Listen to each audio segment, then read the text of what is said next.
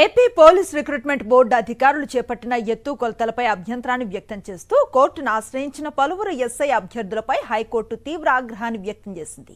భారీ స్థాయిలో ఉద్యోగాల భర్తీ చేసేటప్పుడు చిన్న చిన్న తప్పులు జరుగుతుంటాయని, ప్రతిదానికి కోర్టుకొచ్చి నియామకాలను అడ్డుకుంటే సెలెక్ట్ అయిన వారి పరిస్థితి ఏంటని ప్రశ్నించింది. వేలాది మంది ఉద్యోగాలు లేకుండా తిరుగుతున్నారని, ఇలా అయితే ఎప్పటికీ ప్రభుత్వ నియామకాలు పూర్తి కావని తెలిపింది.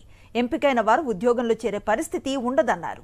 ఒకవైపు కోర్టులకు వచ్చి ఇలా ఉద్యోగ నియామకాలను అడ్డుకుంటారని, మరోవైపు ఉద్యోగాలను భర్తీ చేయట్లేదని నిందిస్తూ ఉంటారని మండిపడింది. వ్యవస్థలపైన ఆరోపణలు చేయటం ఇప్పుడు ఫ్యాషన్గా మారిపోయిందంటూ ఆగ్రహాన్ని వ్యక్తం చేసింది.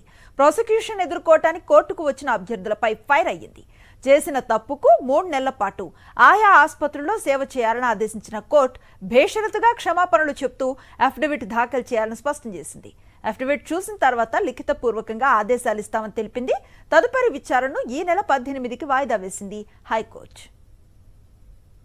ఏపీ పోలీస్ రిక్రూట్మెంట్ బోర్డు అధికారులు చేపట్టిన ఎత్తుకొలతలపై అభ్యంతరాన్ని వ్యక్తం చేస్తూ కోర్టును ఆశ్రయించిన పలువురు ఎస్ఐ అభ్యర్థులపై హైకోర్టు తీవ్ర ఆగ్రహాన్ని వ్యక్తం చేసింది.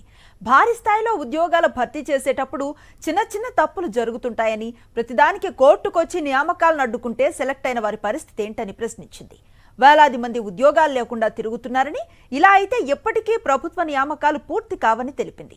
ఎంపికైన వారు ఉద్యోగంలో చేరే పరిస్థితి ఉండదన్నారు. ఒకవైపు కోర్టులకు వచ్చి ఇలా ఉద్యోగ నియామకాలను అడ్డుకుంటారని, మరోవైపు ఉద్యోగాలను భర్తీ చేయట్లేదని నిందిస్తూ ఉంటారని మండిపడింది. వ్యవస్థలపైన ఆరోపణలు చేయటం ఇప్పుడు ఫ్యాషన్గా మారిపోయిందంటూ ఆగ్రహాన్ని వ్యక్తం చేసింది.